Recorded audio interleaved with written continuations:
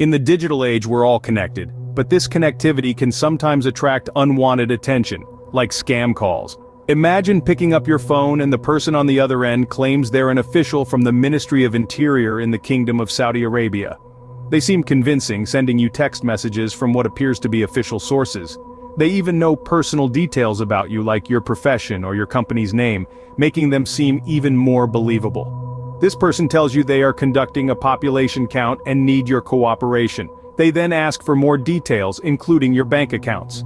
They assure you that this is just part of the process, that this is how things are done in the digital age.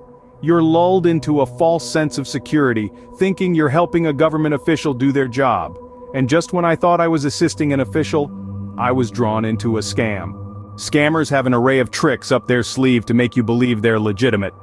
First, they make that initial contact. In my case, a call. The scammer introduced himself as an official from the Ministry of Interior, a position that naturally commands respect and trust.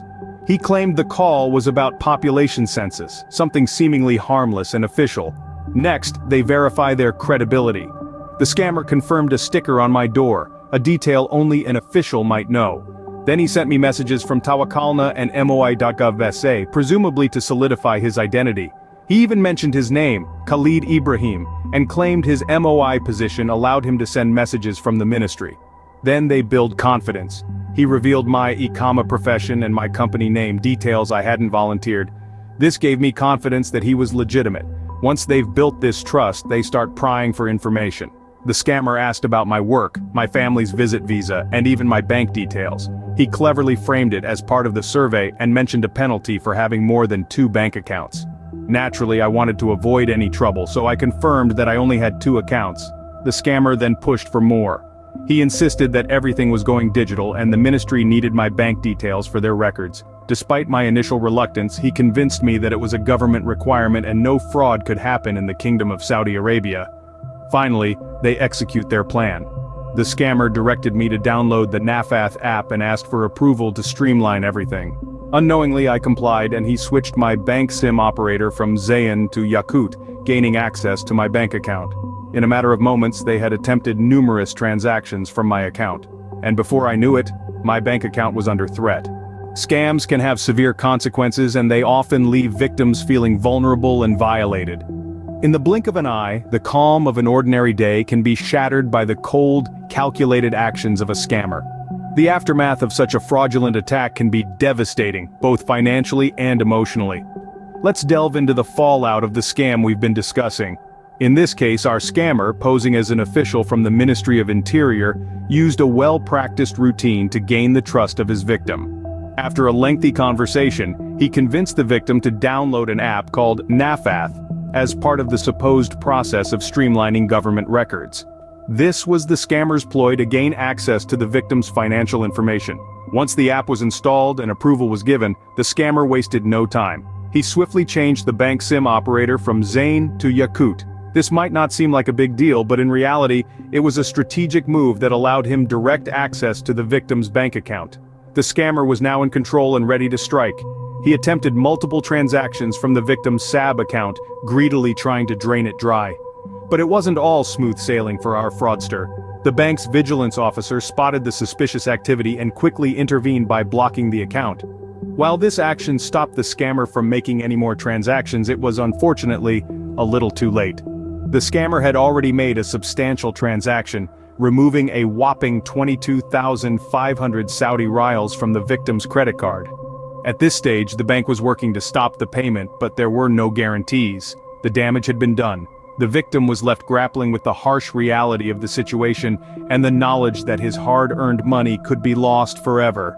Scammers can cause significant damage in an incredibly short amount of time. So remember, always remain vigilant. It's your best defense against these unscrupulous criminals. Recognizing the signs of a scam can help you avoid falling into a scammer's trap. Now let's talk about how you can identify these red flags. One of the first things to note is the urgency. Scammers will often press for immediate action. They'll say it's a matter of national importance, perhaps even involve the Ministry of Interior or another government agency. This is a classic technique used to rush you into making a decision without giving you time to think or consult with anyone else. Another warning sign is when the caller asks for personal information. In our story, the scammer knew the victim's e-commerce profession and company name. This might make them seem legitimate, but remember, real officials would never ask for sensitive information over the phone. This includes your bank details, passwords, or verification codes. Also, be wary of any caller who claims to be able to send messages from official sources, or asks you to download unfamiliar apps. In this case, the scammer sent messages from seemingly official sources and asked the victim to download the Nafath app. While this might seem convincing, it's another trick scammers use to gain your trust and access your personal information. And here's a big red flag. If the caller assures you that this is KSA, no fraud takes place here, be suspicious. Scammers often use such statements to make you let your guard down. Remember, scams can and do happen everywhere, even in the Kingdom of Saudi Arabia. Lastly, always trust your instincts. If something feels off, it probably is. If you're unsure, hang up and contact the agency or company the caller claims to represent using a number you find independently, not one provided by the caller. In conclusion, be alert and vigilant. Scammers are clever and continuously find new ways to trick people. By recognizing these warning signs, you can help protect yourself and others from falling prey to these scams. Remember, if something feels off, it probably is. Knowledge is power. The more you know about scams, the better equipped you are to protect yourself. In the digital age, scams are becoming increasingly sophisticated, but that doesn't mean you can't fight back. Firstly, never give out personal information over the phone. Scammers are crafty and may already know some details about you, using this information to gain your trust. They might even pose as government officials, just like the MOI scam we discussed earlier. But remember, no legitimate organization will ask for sensitive information like your bank details or passwords over the phone. Secondly, always verify the caller's identity. If someone claims to be from a particular organization, don't hesitate to hang up, look up the official number for that organization and call back to confirm. Authentic organizations will appreciate your caution. Thirdly, be skeptical of urgent requests. Scammers often create a sense of urgency to pressure you into making hasty decisions. Always take your time to think things through. Fourthly, be wary of any calls asking you to download apps or click on links. These could potentially be methods to gain unauthorized access to your personal information or financial details. Fifthly, don't let anyone rush you. Scammers will often try to rush you into giving out your information. Remember, it's okay to say no, and it's okay to hang up the phone. Finally, if something feels off, trust your gut. If you suspect you've received a scam call, report it to the local authorities. They can't stop these scams if they don't know about them. Remember to educate your friends and family about these scams too. The more people know about these tactics, the less effective they become. Scammers prey on the uninformed and the fearful. But by staying informed, asking questions, and maintaining a healthy level of skepticism, you can protect yourself and your loved ones. Stay vigilant, stay informed, and remember, you have the power to stop scams in their tracks. Scam calls can happen to anyone, but with awareness and caution, we can all play a part in stopping them. We have journeyed together through the murky world of scam calls, unmasking their tactics, understanding the aftermath, and learning to spot the red flags. We've also explored how to protect ourselves from these scams. Remember, scammers use clever tricks to catch us off guard, but the power to stop them lies in our hands.